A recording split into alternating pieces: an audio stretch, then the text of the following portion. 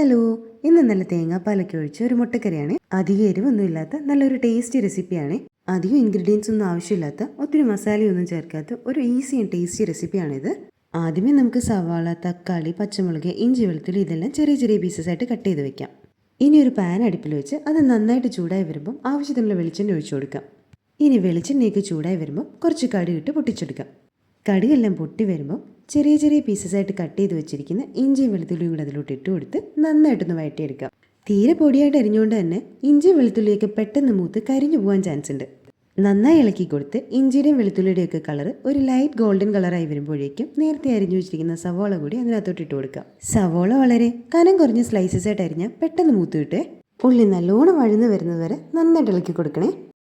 ഈ സവോള വേഗം വാടിക്കിട്ടാൻ വേണ്ടി അതിലോട്ട് കുറച്ച് ഉപ്പ് കൂടി ചേർത്ത് കൊടുത്ത് നന്നായിട്ട് ഇളക്കിയെടുത്താൽ മതിയേ. അങ്ങനെ നമ്മൾ ആവശ്യത്തിനുള്ള ഉപ്പ് കൂടിയിട്ട് സവോള നന്നായിട്ട് വഴറ്റിയെടുക്കുവാണേ. അങ്ങനെ സവോളയൊക്കെ വാടി കളറൊക്കെ ഒന്ന് മാറി വരുമ്പോൾ ചെറിയ പീസസ് ആയിട്ട് കട്ട് ചെയ്ത് വെച്ചിരിക്കുന്ന 2 മുളക് കൂടി അതിനകത്തോട്ട് ചേർത്ത് കൊടുക്കാം.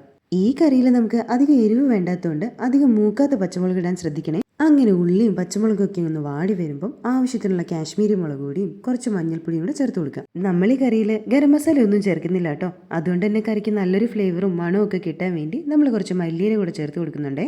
ഇനി ഇതെല്ലാം കൂടെ നന്നായിട്ട് ഇളക്കി കൊടുക്കണം. പൊടികളുടെ പച്ചമുളകൊക്കെ മാറി ഉള്ളിലേക്ക് നന്നായിട്ട് വാടി മല്ലിയിലയുടെ ഫ്ലേവറൊക്കെ അതിലോട്ട് ചേർന്ന് വെളിച്ചെണ്ണയൊക്കെ തെളിഞ്ഞ് വരുമ്പോൾ നമുക്ക് അതിലോട്ട് കുറച്ച് തക്കാളിക്ക് കൂടെ ചേർത്ത് കൊടുക്കാം.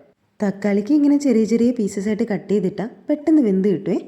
തക്കാളിക്ക് അങ്ങനെ നമ്മൾ ഉണ്ടാക്കിയ മസാലയിൽ കിടന്ന് നന്നായിട്ടൊന്ന് വാടി വെന്ത് വരുമ്പോഴേക്കും നമുക്ക് കുറച്ച് തേങ്ങാപ്പാൽ ഒഴിച്ചു കൊടുക്കാമേ. ഞാനിപ്പോൾ ഇതിലേക്ക് ഒഴിച്ചു കൊടുക്കുന്നത് തേങ്ങയുടെ 2ാം പാലാണേ.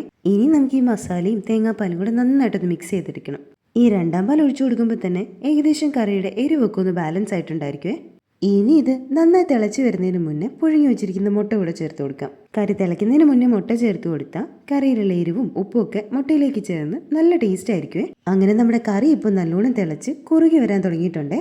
ഇനി നമ്മൾ ഇതിലോട്ട് ചേർക്കാൻ പോകുന്നത് തേങ്ങയുടെ 1ാം പാലാണ്. അതായത് നല്ല കട്ടിയുള്ള തേങ്ങാപ്പാൽ. ഒരു തുള്ളി പോലും വെള്ളം ചേർക്കാത്ത തേങ്ങാപ്പാലായിരിക്കണം കേട്ടോ. ഇനി നമുക്കിതൊന്ന് പതിയെ ഇളക്കി കൊടുക്കാമേ. തേങ്ങയുടെ 1ാം പാൽ ഒഴിച്ചു കഴിഞ്ഞാൽ പിന്നെ നമ്മൾ കറി തിളപ്പിക്കത്തില്ല കേട്ടോ. ചെറുതായിട്ടൊന്ന് ചൂടാക്കത്തേ ഉള്ളൂ. അങ്ങനെ ഒരു 2 മിനിറ്റ് ലോ ഫ്ലെയിമിൽ വെച്ച് നമ്മുടെ കറി ഒന്ന് ചൂടാക്കി എടുത്തപ്പോൾ നല്ല വെളിച്ചെണ്ണയൊക്കെ തെളിഞ്ഞ് അടിപൊളിയായിട്ട് വന്നിട്ടുണ്ടേ. ഇനി ഇത് നല്ല ചൂടുള്ള അപ്പത്തിൻ്റെ കൂടെയൊക്കെ അടിപൊളിയായിരിക്കേ. എല്ലാവരും ട്രൈ ചെയ്ത് നോക്കണേ. അപ്പോൾ നെക്സ്റ്റ് വീഡിയോയിൽ കാണാം കേട്ടോ.